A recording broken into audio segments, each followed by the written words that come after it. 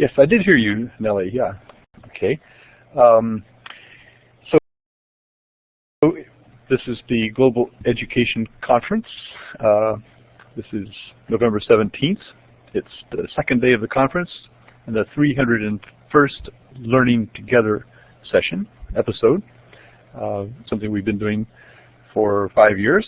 So when I give presentations, I try to give them, if I record them, it's a Learning Together episode. And it's also an Electronic Village Online presentation. So there are some EVO moderators here, and there's going to be discussion in the EVO Webheads room, Webheads Collaborate room. That's going to happen after this session. But so for right now, you can see the name of the session on the screen. And I'm Vance Stevens, and I'm in Al Ain, United Arab Emirates. This is a session on why online teacher trainers should know about MOOCs. And let's see, I've started the recording. That's for me. It's a note for me.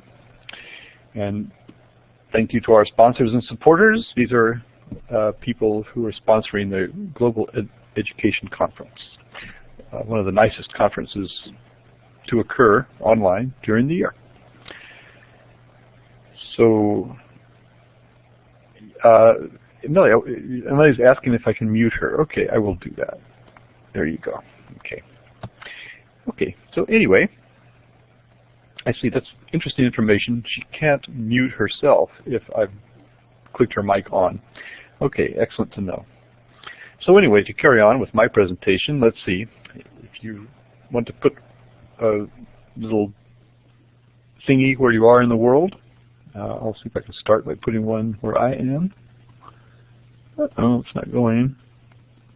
Oh, here we go. I have to choose. I have to choose a check or something like that. So here we are. There's a check. That's where I am in the world.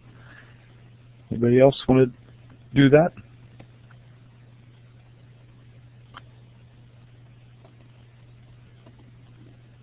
I'll put this there. There we go. There's a yellow works better. We have with us in the chat, we have Carl Fisher. Steve Harganen is helping with the session, moderating, hosting it. Deb Black is here. Elizabeth M. from Grenoble is here. Kathy is here. Maria Diane Fabia is here. Nellie Deutsch from Toronto. And Kokan, Samara Becker, and Trika are here. So, and looks like Matthew Harris has just joined us. So welcome everybody. I'm going to go ahead and move on. Oh, authorization for whiteboard. Okay, didn't give authorization for that. Let's see, which is the authorization for whiteboard? Application sharing, whiteboard permission. Here it is. Yes, that didn't come up in the instructions. All right, so let's try it again. You have authorizations for whiteboard now. Do you want to try? There we go. The stars are all appearing. Wonderful. Thanks, Elizabeth. Wasn't aware that I had to do that. Okay, so we have somebody from, looks like Nepal or northern India. Perhaps on the Chinese border. Okay, 3 in America, and in Spain. Okay, I'm in the United Arab Emirates. Govinda from Nepal. Okay, thank you, Govinda. Nellie's in Vietnam. Okay. Okay, that even helps. Putting your locations in the chat is nice as well. Okay, I'm going to move on off this page, and I've just put my slides here. This is the beginning of my slideshow. So it's about why online teacher trainers should know about cMOOCs, and we're going to talk about MOOCs. And do you all know what cMOOCs are? And maybe I can tell if you put the opposite of a cMOOC. Can you put that in the text chat? What if it's not a cMOOC? What is it? Would you know? Somebody will know. I'll wait for any response in the text. xMOOC. Very good, Elizabeth. Okay, so. We're going to talk about cMOOCs and xMOOCs, and generally MOOCs. So you don't need to take notes. I probably should have told you this earlier, but you can go to slideshare.net/VanceS, and you'll find these slides. The advantage to your going there and doing that, maybe somebody could put that URL in the text chat. Thank you very much, Kathy. Okay, so at that place, if you go there, download these slides, then all the links will work. There's a funny thing about SlideShare. The links on the first 3 slides don't work. So this link doesn't work. Oh, another thing you could do, too, is you could shoot that QR code, and that will take you to slideshare.net/VanceS. Does anybody need any time to do that? If so, just put a wait in the text chat. Okay. All right. Anyway, the link is in the text chat. So you'll find my slides there. And this is the 3rd slide, so this first link isn't live in the slide share, but everything else, all the other links are hyperlinked. So anyway, as I mentioned, I was asked to give a session on MOOCs because there's a discussion on it, there's a reading on MOOCs in EVO Moderator training. EVO Moderator training takes place in November every year, and I thought, well, gosh, why not share this kind of conversation with the Global Education Conference? It fits the theme because the people who are involved in Electronic Village Online, well, they're international. They're from everywhere, and they're from all over the globe. What it is giving. It's something that happens every January and February for 5 weeks. It's been going on since 2001. Some of the people here are coordinators of that session, Nellie and Elizabeth Ann, for example. And all the sessions are designed by teachers, put on by teachers. They make their proposals in, we do it in September, I think.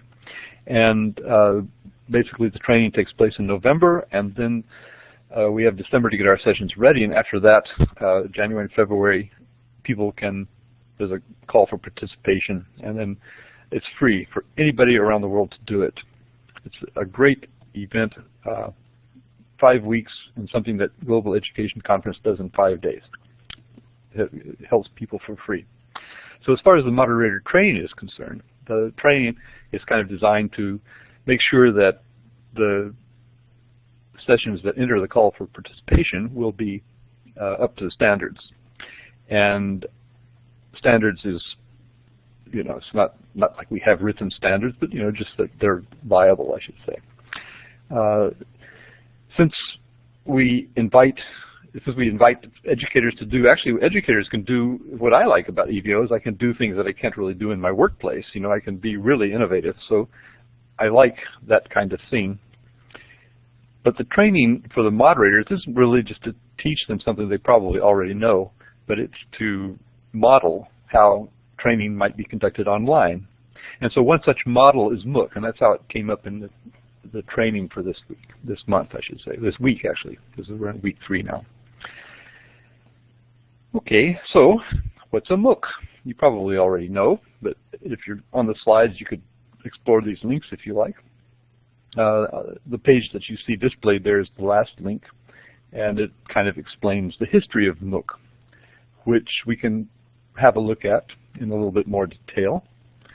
Just going to hit the next slide. Do you know who these guys are? Anybody? Any guesses?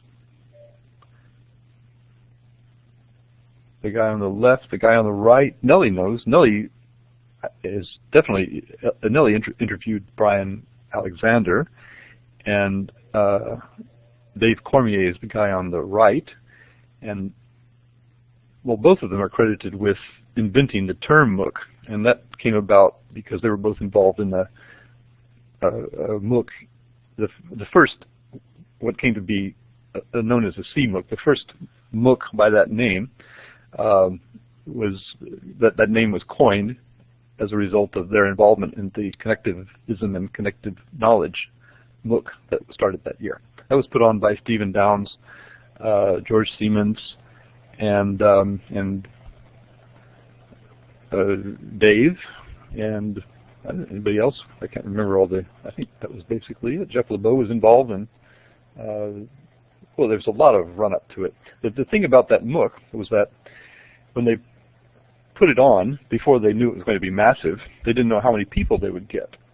So they kind of declared it. The idea was that they were doing a university course, and they just decided to make the course open to anybody, and they didn't really expect that many people, but they got thousands of participants, and that's where the concept of massive online got, oh, my wife's mobile just went off. Okay. So anyway, they didn't really know what to do about it, but they just decided they would just wing it, and that's pretty much what they did.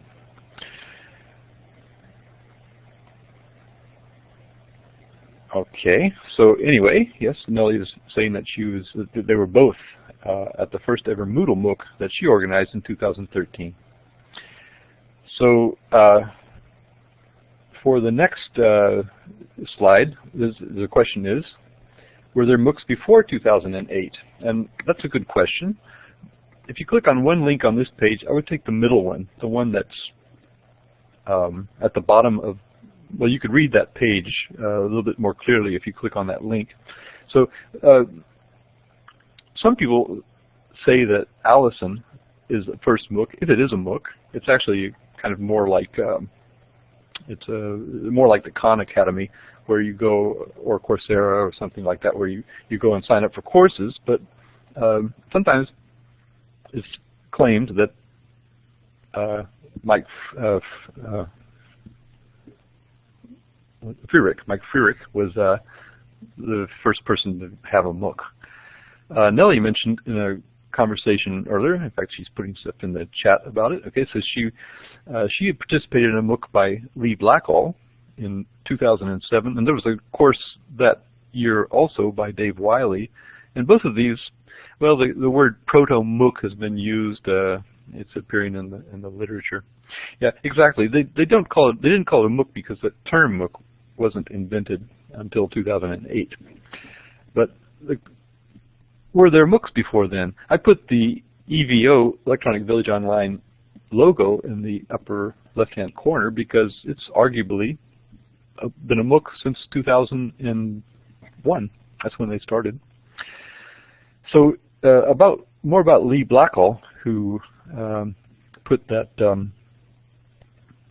who did the course that Nellie participated in. He wrote the Wikipedia article on network, or he wrote a lot of the Wikipedia article on networked learning that you would see if you click on the middle link. And he said in a post in 2013 that he was shocked that a lot of the early history of MOOCs was being rewritten on the wikis that were on Wikipedia. But he said that that one, the one on networked learning, had been left pretty much intact. So hopefully it will become it will stay as a fairly accurate history. In any event, moving on, I think I'll open up.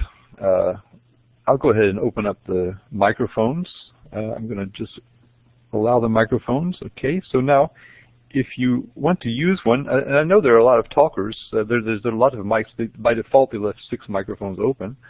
So if you do use a mic, if you want to say something, ask a question, make comments. Nellie is making a lot of comments here. Elizabeth Ann is making comments. So you're welcome, if you want, to ask any questions, make any comments at this point.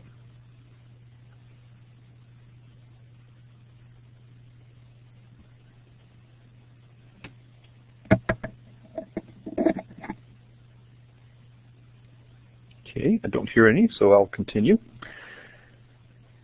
Oh, let's see. Yep, make sure my sound is okay.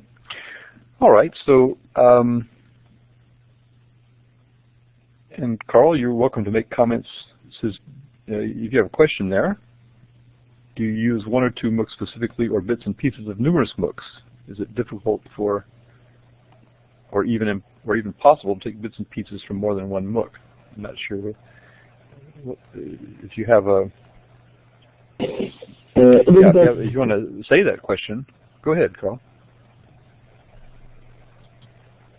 Yes, we can hear you. No, it's Elizabeth speaking to say, actually that's two questions. Do you use one or two MOOCs specifically, or bits and pieces of numerous MOOCs?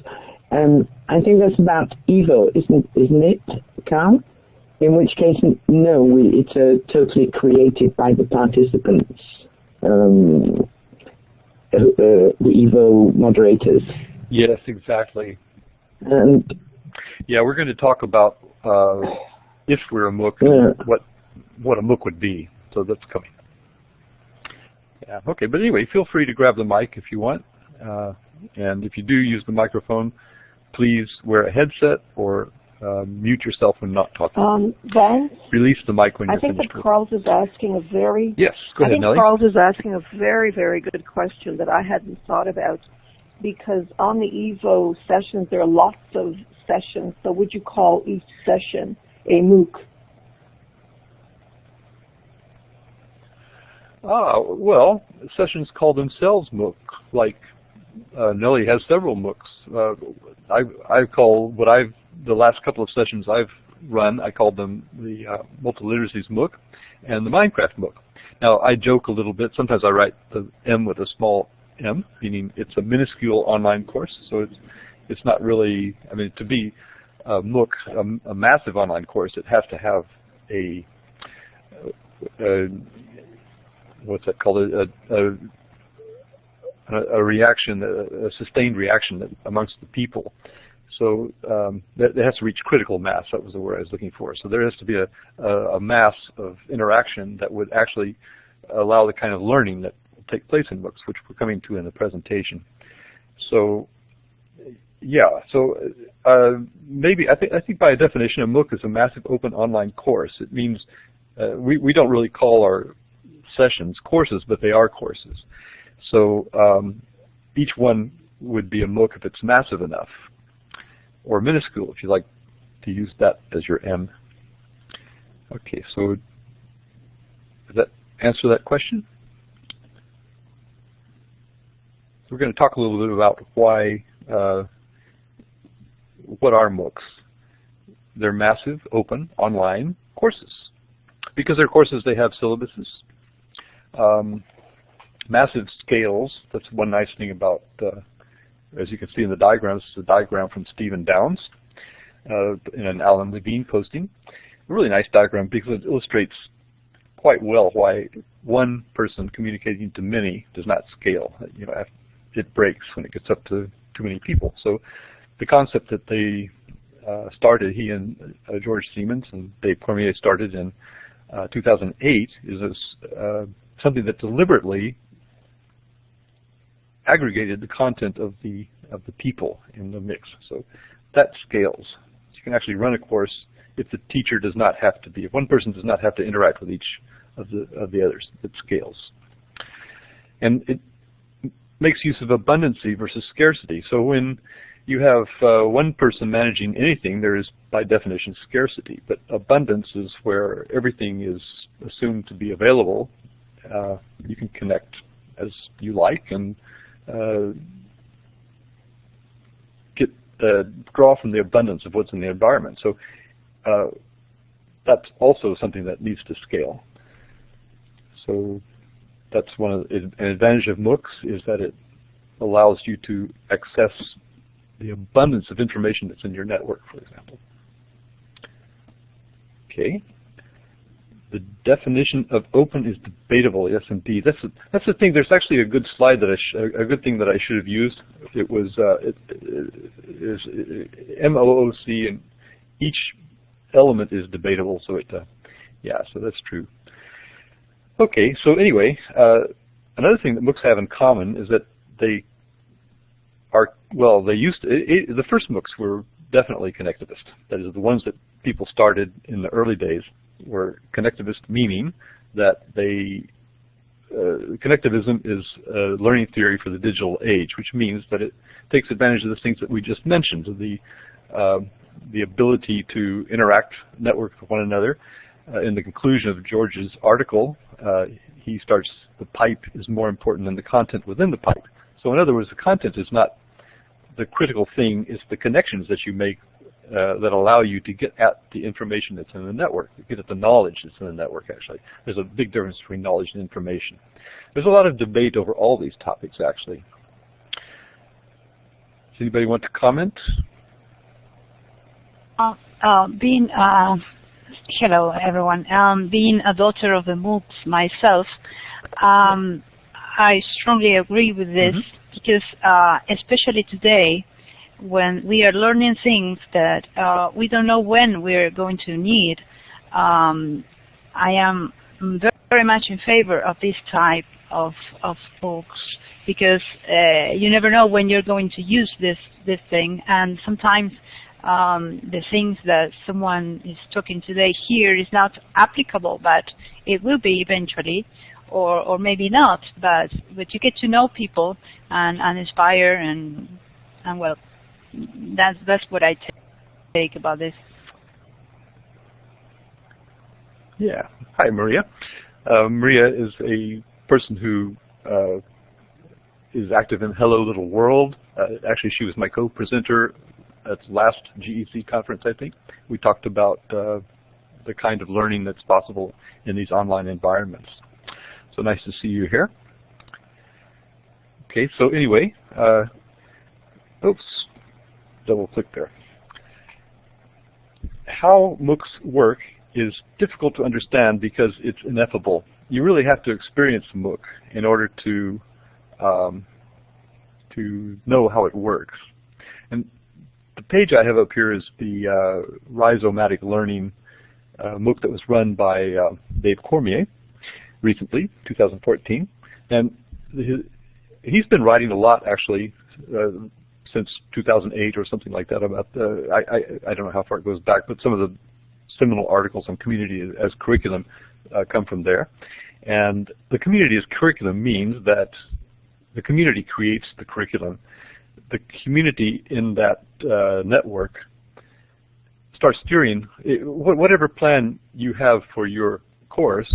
If you have enough people, it's going to probably go off in different directions, and which is a good thing, because people, the thing that what MOOCs services is people who want to learn and don't want, you know, it's Jay Cross used to say that he probably got it from somewhere. He said it's in his informal learning book, but there's a chapter called "People Love to Learn but They Hate to Be Taught," and so MOOCs are for people who want to learn, and therefore, if you want to learn something, you'll steer where the you'll get other people to help you to learn.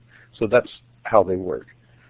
And a little way, an example of that is as a participant, for example, if you join one of the Siemens, George Siemens, Stephen Downes MOOCs, you would be asked to enroll your blog in the MOOC.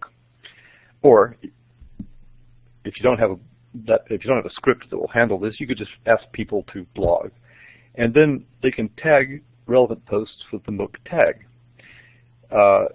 in their blog posts. And then you can use Tagboard, for example, to find where those, who's been, well, actually with Tagboard, you'd probably have to get people to tweet that they had tagged something, or to write it down in Facebook, or is it going to Facebook? I'm not sure. Anyway, it aggregates content, tag content from several sources. Or Stephen Downes has a script that goes into the blogs that people have identified as their blogs for the course, and then he finds posts that are tagged with the MOOC tag, and he aggregates them, and his script displays them in a daily newspaper format. So every day, people can see kind of a Pagely display. Pagely will do that in a way as well. Sometimes it does work. So the participants then interact with each other by commenting on each other's posts. So that's a little bit different from, you know, that one instructor interacting with the students model, you know, that we saw in one of the earlier slides. Have you interacted yourselves in MOOCs like this? Have you experienced this kind of thing where you've, because I don't know if people in this chat have been in cMOOCs or xMOOCs or just finding out about MOOCs. If anybody wants to make a comment? Was this common to any MOOC experience that you had? Elizabeth Bueno, so only the mini MOOC I have with you.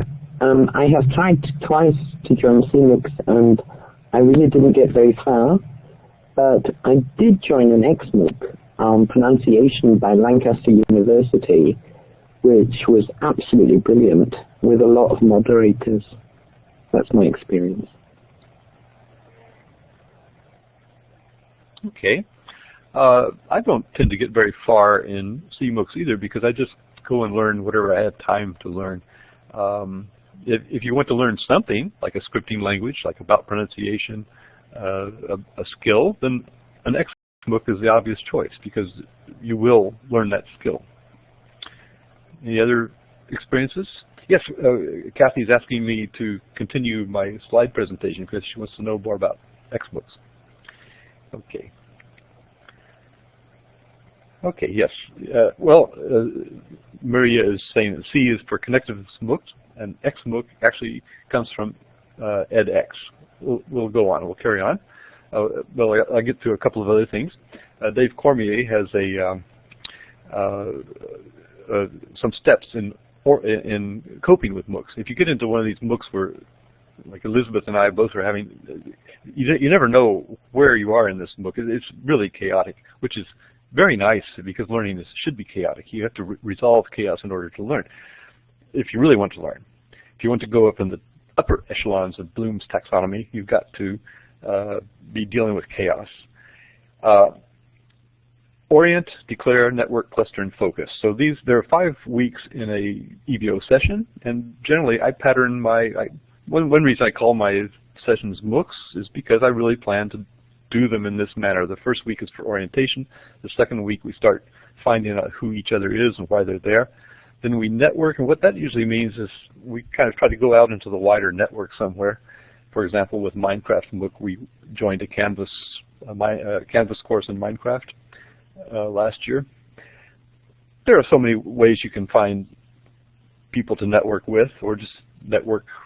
The participants in the course should be networking. And then what normally happens if the group is really massive, then it's impossible for everybody to network together, so people with like interests will cluster. And then those people, you might actually, one of the big takeaways in a MOOC is the network, of course.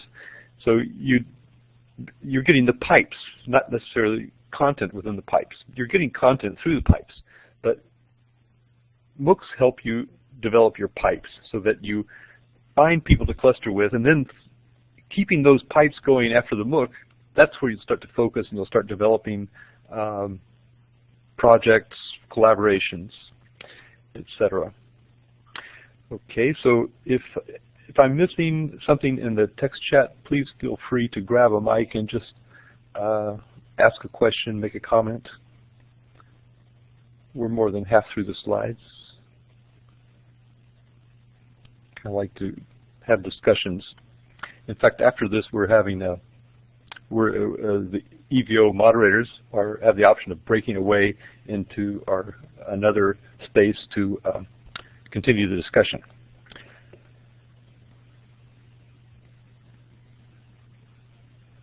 Okay, so going on, talking about MOOCs in general now. Flipped learning is characteristic of MOOCs, both cMOOCs and xMOOCs. So far we've talked about cMOOCs.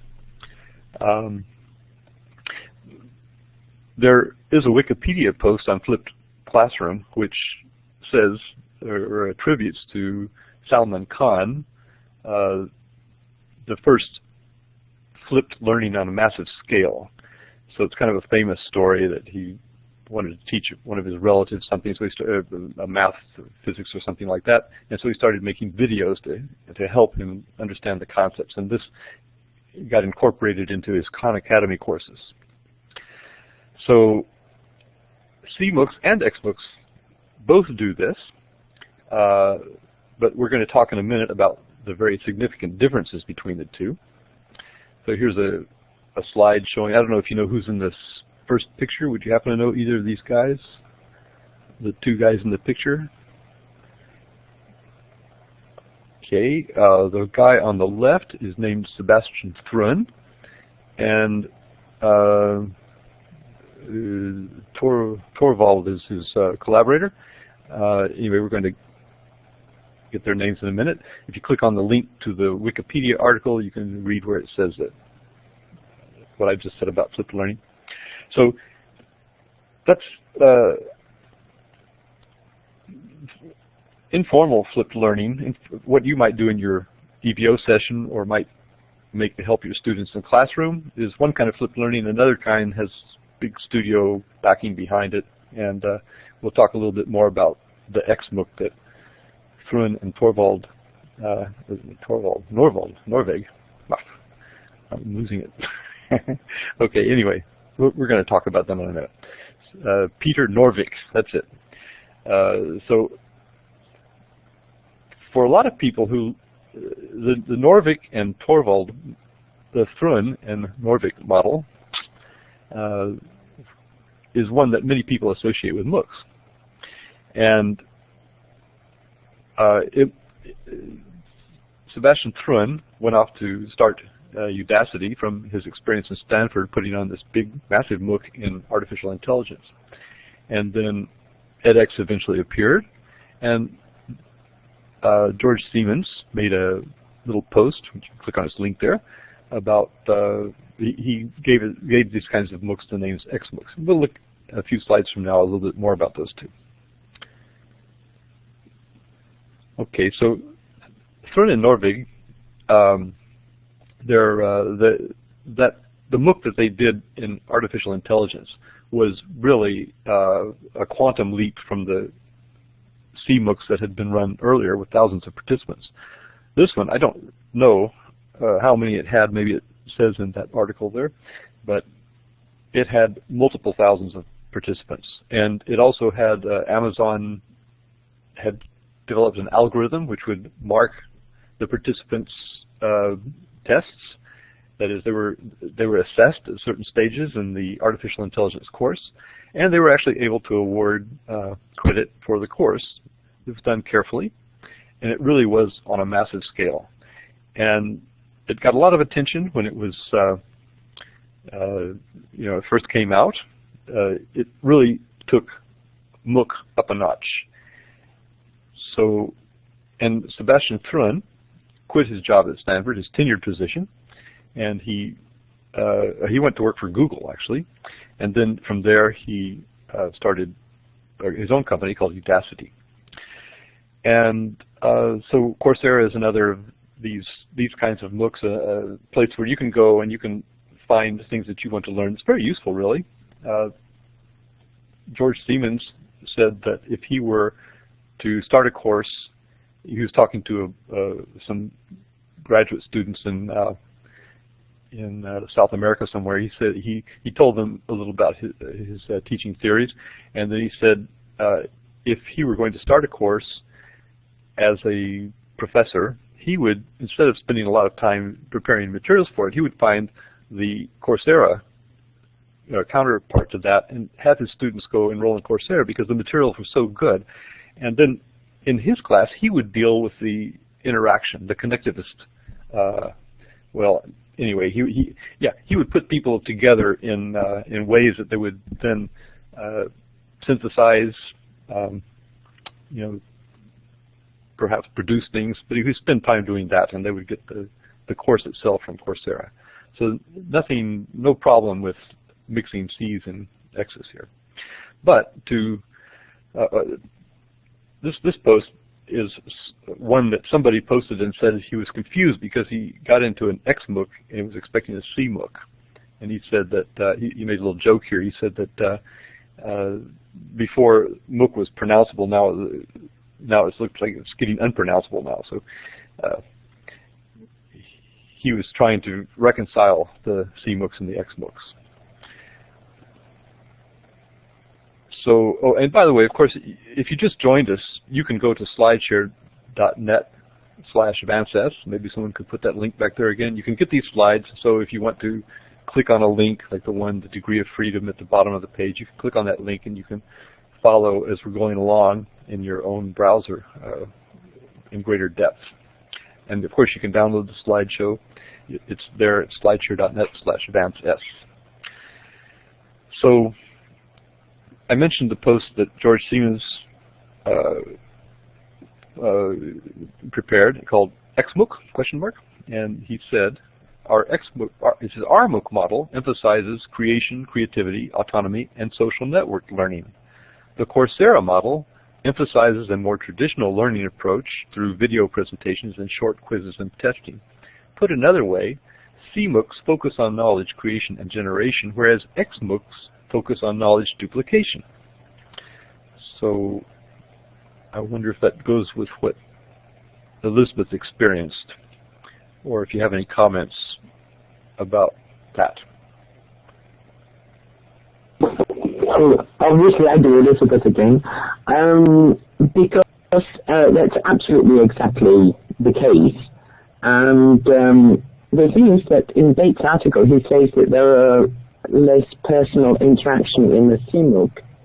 So the xMOOC, and the xMOOC I joined had actually an enormous amount of moderators. The university took on all the graduate students as moderators, so there was quite a lot of personal interaction, but it was definitely a transmission of knowledge all the way with a clear program. Mm-hmm. Yes. Yes, you know, I don't reach any really conclusions in this presentation, but what you try to do, or what anybody would try to do in designing an EVO session or an online course, would be to try to say, well, what do you want to do? Do you want to, and if you want to teach something specifically, you want people to come away with something that can be tested at the end of it, then really you can do it mechanically. You could create exercises that go online and they answer questions, and or you could do it the way that it was just suggested. If you happen to have a lot of graduate students who are, you know, I don't know how that sustains itself, but anyway, that's a really nice way to do it. The idea is that you need to have the human element. That's so important. That's another thing we learn in Electronic Village Online, that you have to interact, respond to you have to be there with the participants. That's one reason it's nice to have a lot of moderators in your session. Okay, any other comments? Yeah, I just wanted to say that I remember once signing up for a course where I thought it was a cMOOC or an xMOOC, and it ended up being quite a cMOOC as well, in the sense that they made us create things, and people commented on each other's work. So sometimes they mix, right? And it's also okay. Yeah, could be a cxMOOC or something like that, C-X maybe, or cMOOC X. Yeah, so there's so many ways you can describe these. And then Nina Liakos has just joined us. Says that her MOOCs that she's used in Coursera are pretty unidirectional, although there are participant fora for those who want to participate. So, yeah. So there's various things you can do depending on your imagination for making your session or your course interactive with the participants on a personal level, or if you want them to jump through certain hoops and make sure they've jumped. That's depends on the goals of your course. One thing I like about EVO is that where I teach, and it's probably the same for a lot of you, where I teach, someone else tells me what to do, and I have to construct the course by creating a lot of hoops for students to jump through, and then testing them and make sure they've jumped. So I really like being able to experiment in EVO with these other ways of constructing courses and ways that I like to learn. I can give people the experience that I like personally, and people who like my courses must feel the same. And some people don't like it and drop out, so people learn in different ways. Some people need more structure, and some people like to be able to roam free in the jungle. Okay, so anyway, moving on. The question is EVO a MOOC? Is it a cMOOC, an xMOOC, a cxMOOC? So we asked ourselves, we often ask ourselves, often I find myself considering that EVO might have been a MOOC. Carl asked earlier if that was just its courses were MOOCs, possibly, or is the whole thing a MOOC? That's actually something that if we wrote a blog post about it, would probably be commented on by people with all kinds of different directions, because these people who write about these, who examine these, get really detailed, and there's some references at the end of my presentation which you can use to follow if you want. But EVO is in its 15th year. Could it be a MOOC? Let's see, it's got a set of courses. So it's courses conducted entirely online. Okay, the OC is there. Permanent artifacts are made available. Now, Nellie brought up the question of open. For open, it really needs to be, well, free, of course, but also on open access. So that means that to really be open, you have to be able to get the artifact. You have to be able to get the course, get the thing that you're looking for, just by going to a URL. There's no gatekeepers, passwords. I don't know, that's debatable. But open access means, to me, that anybody can reach it. You don't really have to be a member of the course, in my view. You should be able to, like in the MOOCs that Siemens and Downs started in 2008, they had some people who were actually physically present taking the course, and they treated them differently than they did the people in the crowd. But everything they created for them was available online. Now, MIT is a famous example of a university that puts its materials online. I've seen other examples. This is not unusual anymore. There's people who go to universities these days can go in advance to online and find all the course materials. They're all there. So the course, the content, the course itself is not secret. There's nothing, it's the interaction around the course that's the important thing. Any comments about that?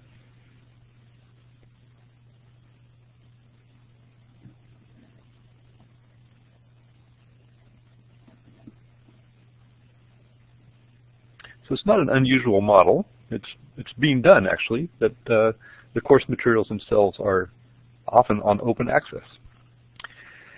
And, well, the other part, the M part of the MOOC, is how many participants do you have in the mix? And, of course, the participants in any particular EVO set of sessions they're not necessarily going to interact all together. What about the EVO moderator training? Maybe that's kind of a MOOC. It's got plenty of people. They all interact. We have spaces for them to interact. Google Plus is a really nice community where people are interacting all the time. So, but it's where the clustering, in a way, takes place that you've reached critical mass, where people start taking the course, the community as curriculum kicks in and the course starts taking its own direction. So yeah, as Nina says, EVO sessions can be very small. That's true. That's why sometimes I make the M in MOOC lowercase, so I call it a minuscule open online course. That's my little joke in a way. Okay, Nina, you're welcome to grab a mic if you want. We've got the mics open. Just click on the talk button. You can comment if you like. You can laugh. I just want to see if I want to see if it works. Can you hear me? Yes, we can. Oh, amazing. I'm doing this on my phone because anyway, I can't get in on my laptop. Oh, cool. So this is my first experience and collaborate with the phone, and it's different, but apparently it works. Okay, yeah. All right, yeah. Okay, well, anyway, that's great. If you want to comment, just go ahead and grab your phone and speak into it. Okay, so anyway, I'm down toward the end of my slides, so I'll just finish up. So here's my conclusion, kind of a conclusion. Maybe EVO is a MOOC. But the reason we ask ourselves this is not to determine whether EVO is a cMOOC or an xMOOC, but it's to consider the framework of MOOCs and cMOOCs and xMOOCs and see where do you want to fit in. So these are the affordances that I think, the affordances of MOOCs that sort of resonate with what happens in EVO sessions. There's a lot of use of social media. There is a lot of participant-driven content. I think that really happens, especially because there's a lot of interchange between nobody really is in charge. I mean, even the coordinators of EVO are always negotiating, how we're supposed to do it. Nobody lays it all down. It's all collaborative. There's distributed communication, no formal assessment, and these, by the way, are some of the affordances of MOOCs, of cMOOCs that were mentioned in Bates. It's an article that the EVO moderators were supposed to read this year in the first week. So any comments on that? I'd like to comment about the participant-driven content. I think that varies by EVO session. And I think recently we've been getting more proposals that look more like courses with a lot of content generated by the moderators. Maybe we've been encouraging that and telling people what to do with their syllabus. But I think that there is wide variation. Oh, yeah. Taking multiliteracies, which I sort of developed over several years, I kept adding content, but more and more people stopped looking at that as being what they had to do in the course. In fact, they probably got confused by it because there was a lot of content there that was it's just kind of like a library. Let's walk into the library and see what we can learn here. That's not exactly correct. This is a curated set of materials that I had there. And when I first ran the course, I sort of said, okay, we're going to try to learn about this, then we're going to learn about this. I used one book as, in fact, Stuart Selber's book on multiliteracies. But so going from that, I was kind of trying to teach around the concepts that he introduced in the book, his breakdown of what multiliteracies was. But as I found that the people we're really learning more about what we get from webheads, for example, which might lose a few people here, but that session, that EVO session in 2002, was really, the content was the tools for people to come together, or becoming a webhead's another session that went on for about 10 years after that. There was a lot of content, but people were really using the content as tools, and I think the learning was taking place, the tools were ancillary to the learning that was taking place. People are learning about the tools, but they're really learning how to connect. They're learning how to learn and how to leverage their learning on their network. So I think that's a lot of what EVO does. Some participants might go into a course. Let's say I wanted to take a course by Shelley Terrell on ebooks because I really like the people who are running the course. I would like to learn from Shelley. She's quite a person who's really capable of teaching, or sitting in an environment where you can learn. So I might not follow the course exactly the way it's prescribed, but I just go and learn things that I can pick up in that course. Maybe Minecraft book is certainly the same way. You just come down and play Minecraft, and you learn what you can. I think that multiliteracies. You learn what you want to learn. Multiliteracies was an example of an EVO session that emphasized participant-driven content, maybe more than any other. Elizabeth Ann, she mentored and so was closely watching the pronunciation, teaching pronunciation differently in 2015. Elizabeth, would you say that there was much participant-driven content in that one? I guess not. No, I had reservations at the beginning about them, totally. But I just put in the chat box, are we going to continue the discussion about EVO here, or... I don't think it's a problem. No, it's not a problem. Well, I'm actually, about there is another consideration, and that is we have just 9 minutes left in this session. We have to stop. And so there will be a continuation of the EVO in another Blackboard Collaborate room. That is a continuation of this discussion. You're welcome to join us. I'm sure there's a GEC session going on after this as well. But of course, you can do as you like. But maybe somebody could put the information on how to move over to the breakout room in a few minutes in the chat, the address of the Blackboard Collaborate over there. And I'm watching it right now. At the moment, there's nobody there, although some people have popped in. Elizabeth Hanson-Smith, for example. She's not there right now. But in any event, let me just show you the rest of the slides. I think we're... Yeah, Nina, go ahead. I just wanted to say Elizabeth Hanson-Smith is here. Oh, wonderful. Hi, okay. I just wanted to say that in order for this to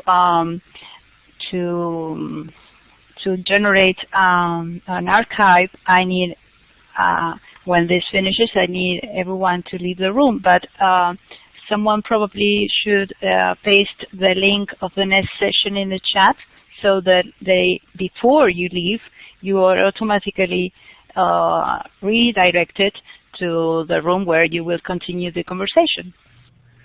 Yes, that's what I was asking someone to do for the one that's going to talk about MOOCs, for the EVO moderators, and anybody is welcome to join there. Elizabeth Anna's just put that there. As far as the next yeah, thank you. As far as the next GEC session is concerned, I'm not sure you get that from the schedule, and I think all the participants know how to do that. So anyway, just to conclude, EVO is about networking and communities of practice, in my opinion. And the sessions definitely build content, not only from a set syllabus, but from discussion and creativity, I think, of the people who are there. People bring a lot into the courses and help each other to learn. And they get all these people are coming from all over the globe, all levels of expertise, so you really learn from the people in the mix. So for that reason, I think that cMOOC is worth having a look at and possibly informing some courses, but then it's not something that every course would like to do.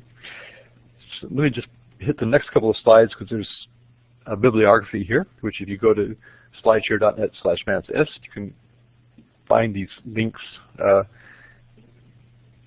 for extra readings on the subject matter, some of the things I've mentioned in the course, some things I've written at the last couple of links. And all those links are active in slideshare.net/VanceS. Stephen Downes is incredibly prolific about MOOCs. So he has an ebook. The last link is an ebook that you can go and get more than you'll ever want to read.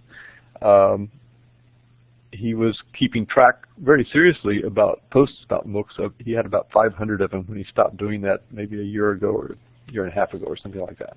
So there's quite a lot of information. If you really want to know more about MOOCs, go have a look in there. And this is one of my more popular slideshows, Chaos in Learning, Resolving that Chaos Through Networking. So if you want to learn a little bit more about that, you can hit that slideshow. And there's also Learning Together. This is Learning Together episode 301, 17th of November 2015. And also a session in the Global Education Conference. And also an EVO Moderator training session. So just mix all kinds of things together, just like you can mix MOOCs.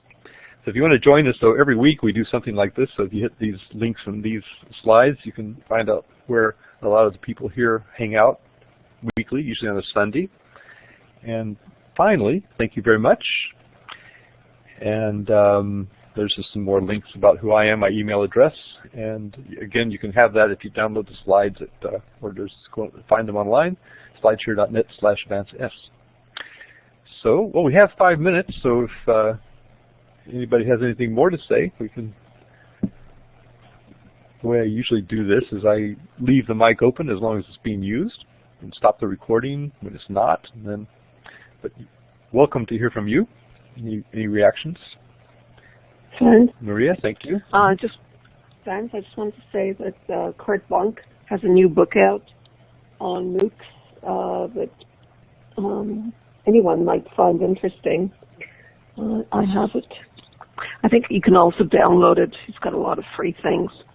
He does. You can go to trainingshare.net, I think, or Google Kurt Bonk Training Share, and you'll find he's just got masses of stuff. All his presentations are online. He's one of the most open people. Talk about open. He's done Learning Together sessions with us in our first WebEds in Action Online Convergence. He did 2 free presentations. You know, a real top of his game educator. He can give a presentation. On one Learning Together session, he came on and sort of talked to us for an hour, and then we said, well, okay, thanks, Kurt. And he said, well, don't you want to hear my presentation? He spent another hour with us going through his presentation. He's that kind of guy.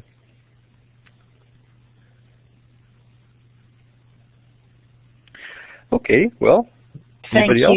Thank you so much, Vance, and the Webhead crowd for doing so much for the learning of others who can't physically be together but virtually feel so much close. And this is priceless. I can't thank you enough for doing whatever the things you do. It's just amazing. Thank you. Yeah, and we have to make sure we give credit to the Global Education Conference and the these are my. Oh, see, I was actually going to go back to. Oh, I'll go back to the sponsors. Here we go. It must be up here somewhere. Right there. Okay, this one. Okay, this is the people who also help Learning Revolution. Steve Hargadon's one of his umbrella groups. Classroom 2.0 is another one. So if you can Google those, Learning Revolution, Classroom 2.0, or you can find all the links on the link. There's quite a lot going on besides the Global Education Conference, and all of it's free. People are welcome to participate. Classroom 2.0 has sessions. That's Peggy George and her collaborators. She often comes to our Learning Together events. And she put us in touch with Lucy Gray a couple of weeks back, and Lucy told us about the Global Collaboration Conference, which she was running at the time. So it was really an interesting discussion. So all of these communities come together, hang together, and you're certainly welcome to join us and come back again.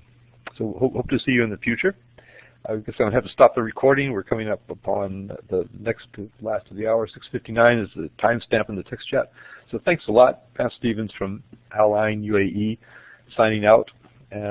Learning Together, Global Education Conference, and from the EVO Moderators. Bye-bye. Thanks, Vance. Bye. Bye. Oh, thanks, Elizabeth. Nice to hear your voice. Bye-bye. And you're on the recording. I was just about to turn it off. Nice to hear from you. Maybe we'll see you over Thank you so much. Yes, Elizabeth is coming. That's wonderful. Thanks again, Vance. Okay. Bye, Elizabeth.